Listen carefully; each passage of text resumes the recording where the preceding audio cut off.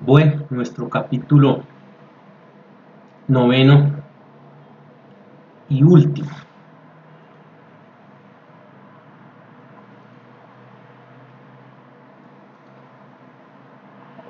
que es los actos procesales.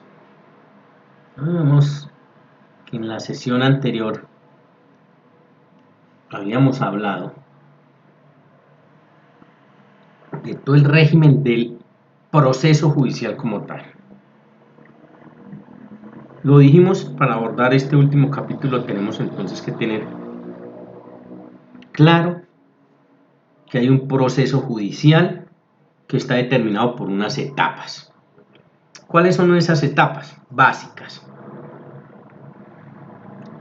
4. Una primera etapa, que es una etapa introductoria, una segunda etapa, que es una etapa probatoria, una tercera etapa, que es una etapa de discusión, y una cuarta etapa, que es una etapa de decisión. Entonces, con base en esas 4 etapas, la repetimos: la introducción, la probatoria, la de discusión y la de decisión,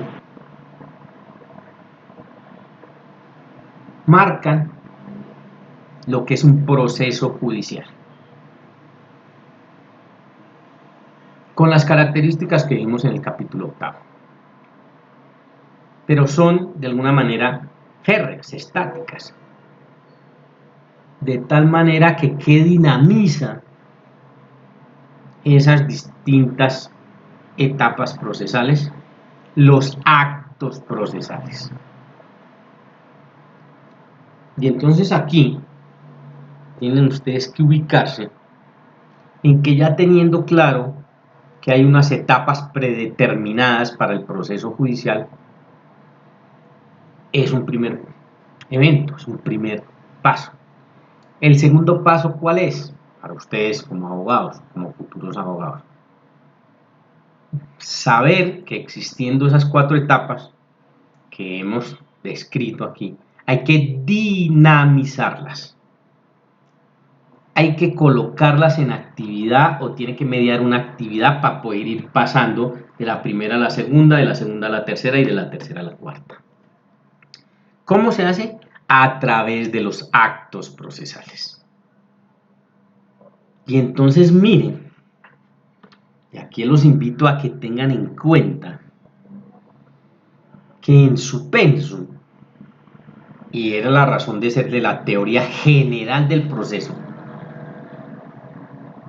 porque abarca o es extensiva o transversal a todos los procesos judiciales, sin importar la rama del derecho. Pero yo tengo que tener claro primero esa concepción de proceso judicial. Después, ¿cuál será mi cometido como abogado, como abogada? Ya dependiendo de la rama del derecho. Entonces ya voy con proceso judicial, pero me atrevo a decir proceso judicial civil, proceso judicial de familia, proceso judicial agrario, proceso judicial penal, proceso judicial contencioso administrativo, proceso judicial respecto al medio ambiente, proceso judicial respecto a las comunicaciones. Bueno, digamos que lo judicial en el término o en el lenguaje común se quita. Y por eso comúnmente ustedes escuchan es proceso penal, proceso civil, proceso agrario,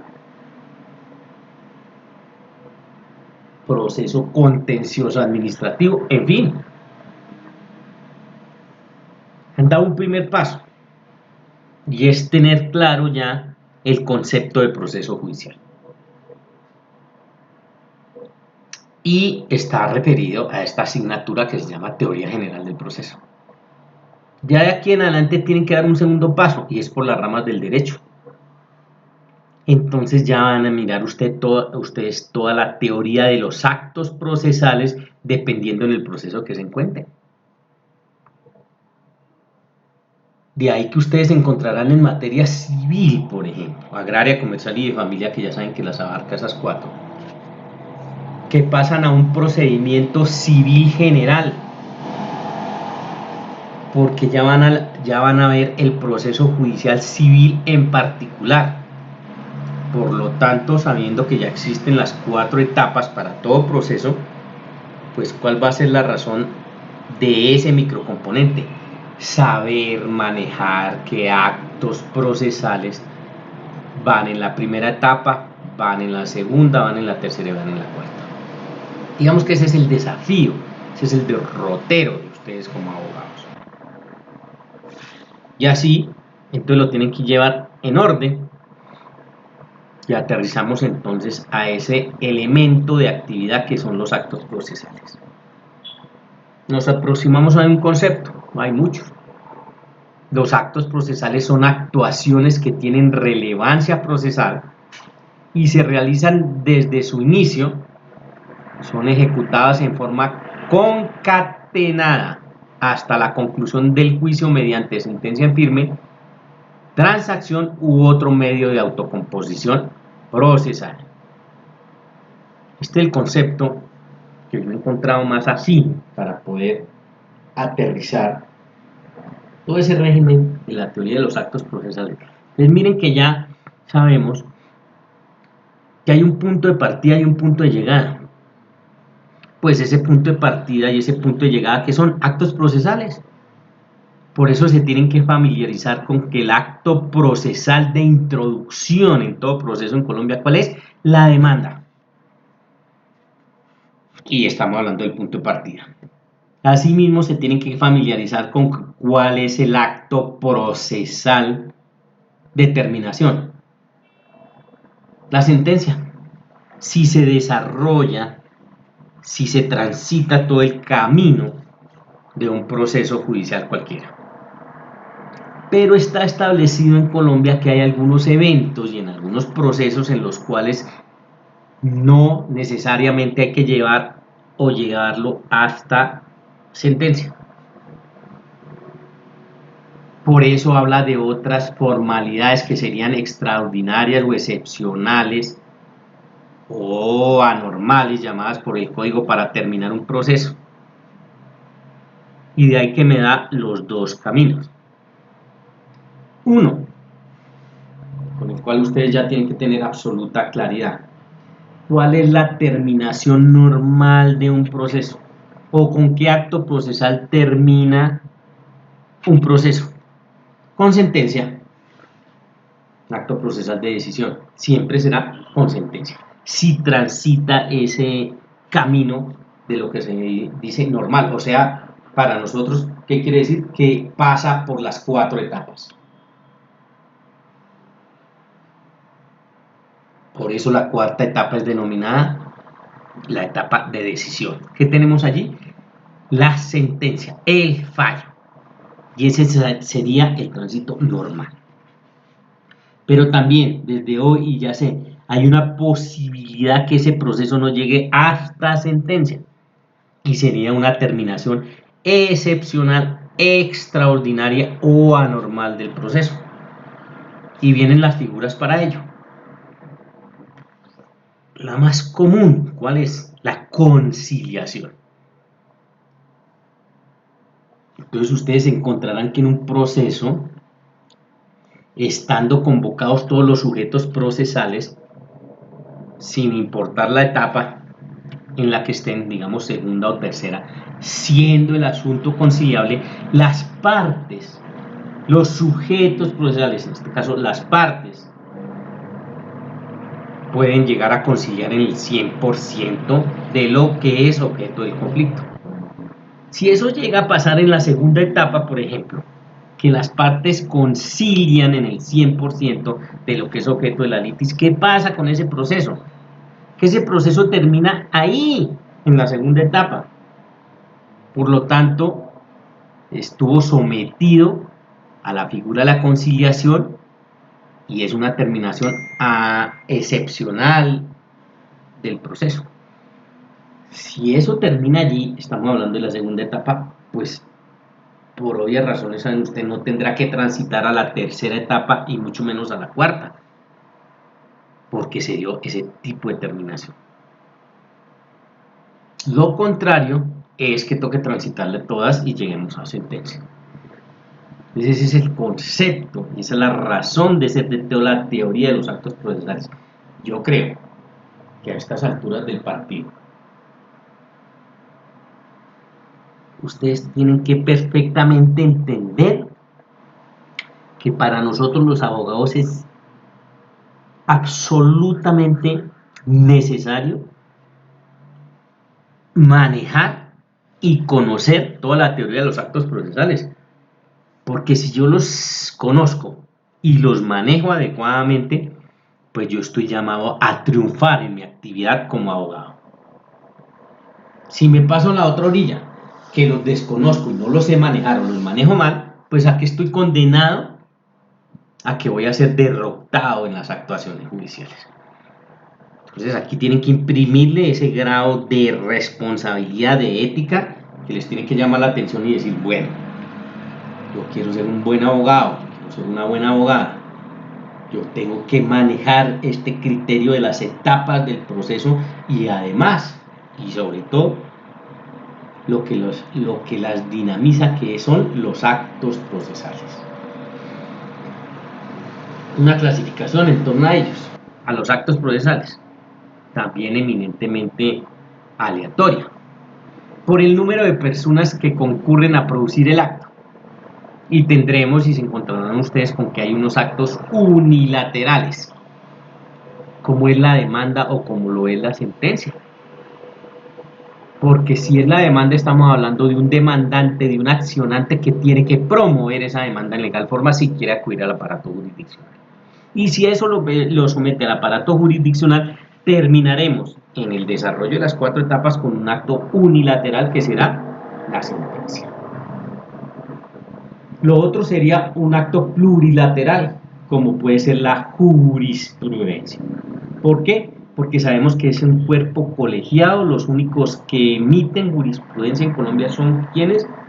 Nosotros, los cuerpos colegiados, nuestras altas cortes, profieren, dictaminan a través de jurisprudencia si son actos plurilaterales por varios.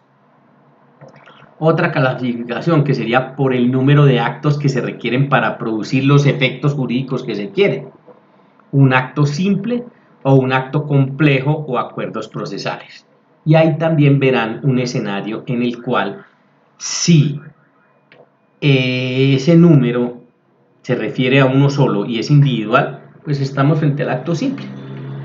Y ese solo acto simple producirá unos efectos jurídicos, como lo puede ser la connotación de una demanda. Un acto simple, porque viene solo el accionante. O podemos encontrarnos en el otro escenario que serían los actos complejos o acuerdos procesales en los cuales ya intervienen todos los sujetos procesales, como el ejemplo que estábamos colocando, o como la transacción que se exige para que un asunto, un conflicto, se pueda transigir, o sea, la figura de la transacción en Colombia, que intervengan todos los sujetos procesales. Entonces ahí estaríamos no ante un acto simple porque no se promueve por una sola de las partes, sino un acto complejo porque necesariamente tienen que intervenir todos los sujetos procesales. De acuerdo a la función que el acto cumple, y es una clasificación, con esta terminamos, con la cual ustedes se quedan. La función que cumple el acto procesal dentro de ese proceso. Quiero que la tengan muy presente porque con esa tendrán que trabajar de aquí en adelante sin importar la rama del derecho a la cual se dedique. Entonces hablamos de actos procesales de introducción, actos procesales de decisión, actos procesales de comunicación, actos procesales de impugnación, actos procesales probatorios, actos procesales de instrucción, ordenación o impulso, actos procesales de alegación y actos procesales de terminación. Los ubico y los dejo con esto porque esta es la razón de ser aquí en adelante todo el tema de procedimiento, sin importar que sea civil, que sea laboral, que sea penal, que sea contencioso administrativo. Los actos procesales con esta clasificación que para mí es la más importante. A título de conclusión, Y ya les digo, esto es para llamarle la atención a lo que les sigue o lo que sigue para ustedes de aquí en adelante como abogados. Los actos procesales de introducción. Y atentos, porque no está en la diapositiva, pero así los tendrán que ver. No es objeto de la teoría general del proceso porque ya tienen que individualizar. ¿Cuáles son los actos procesales de introducción? 2. La demanda y la contestación de la demanda. Les vayan teniendo referencia de ello. ¿Cuáles son los actos procesales de decisión entre nosotros? 2 también. Los autos y las sentencias. ¿Cuáles son los actos procesales de comunicación? 2 entre nosotros también. ¿Cuáles? Las órdenes y las notificaciones. Vayan tomando nota. Vayan mirando porque eso va a ser su quehacer de aquí en adelante.